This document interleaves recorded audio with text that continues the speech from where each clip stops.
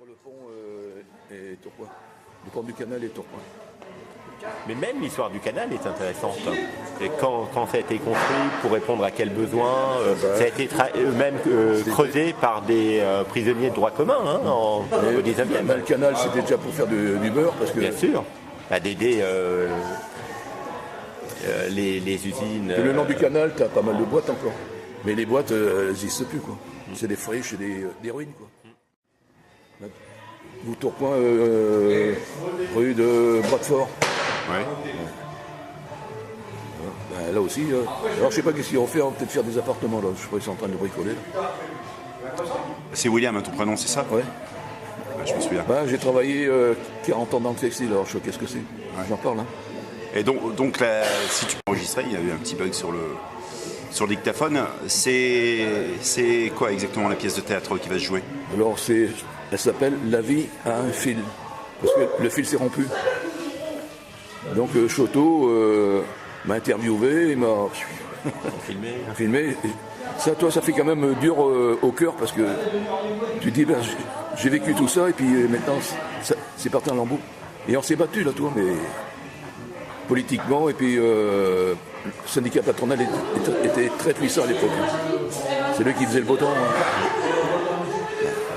Mais ça a été lourd, il y a eu quand même des grèves et puis il y a eu de la bagarre. Hein. Là, je suis en train de bricoler un petit peu les archives, quoi.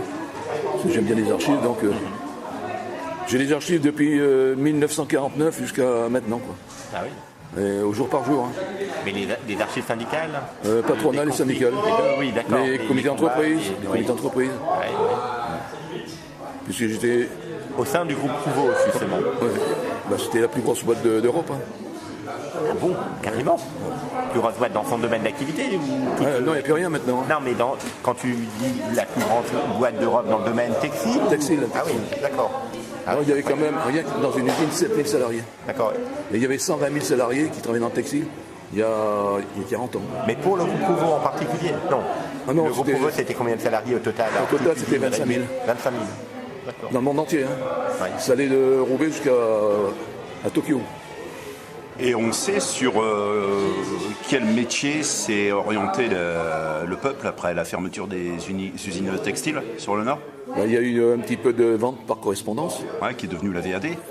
Et maintenant, on voit qu'est-ce que c'est devenu maintenant. C'était pour absorber, pour pas trop que les gens ils rouspètent, quoi. Parce qu'il y a eu quand même des grèves très très dures. Hein. Même avec la direction, d'abord, tous les 6 mois, il y avait une charrette. On le savait, et puis on préparait les gars.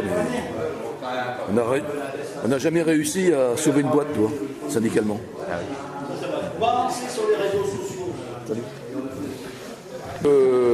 60% des jeunes qui n'ont pas de boulot. 60% des jeunes qui n'ont pas de boulot. Alors c'est les petits trucs là. Ça t'étonne aussi.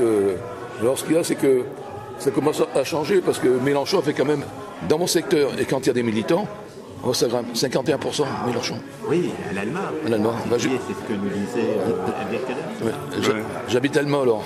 Ouais. Et puis les jeunes. Hein. Ouais. T'as une anecdote là, je vais à la mairie pour voir un peu les résultats, parce que je dis 51 et puis voir les autres parce que c'est pas possible ça. Et j'avais avec moi une bande de jeunes là. Alors sur 18 bureaux, il y avait 14 Mélenchon. Alors quand il y avait Mélenchon qui passait, on faisait un petit peu de chahut. Pour une fois qu'on peut, c'était foulé. Et les jeunes ils y allaient. Ouais, mais ça a été toujours la social-démocratie à Roubaix. Syndicat patronal, et puis le clergé, CFTC qui est très puissante aussi. Syndicat. Mais le problème, c'est que on n'a pas réussi, comme je dis, à sauver même une boîte. Hein. Alors bien sûr, le patronat dit vous en faites pas, je vais retrouver du boulot. Les gars, ils faisaient des formations.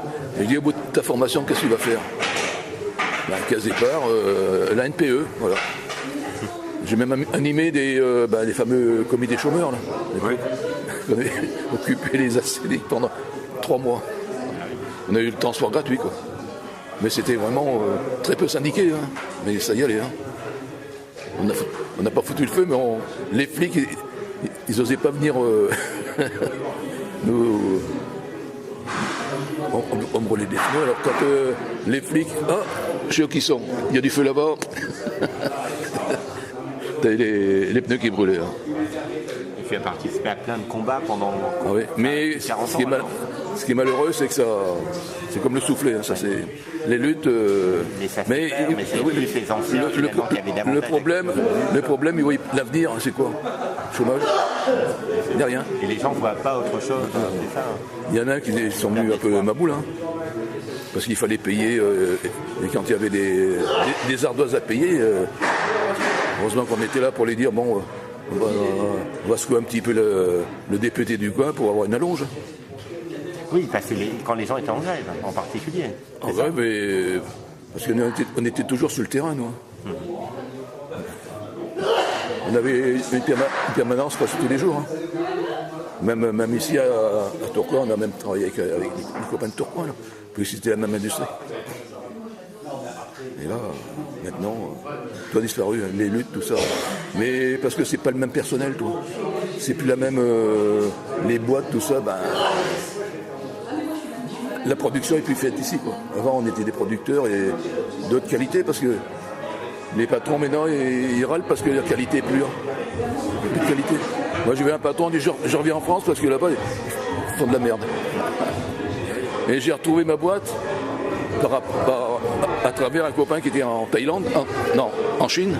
Là, j'ai trouvé la lainière de Shanghai. Oh putain!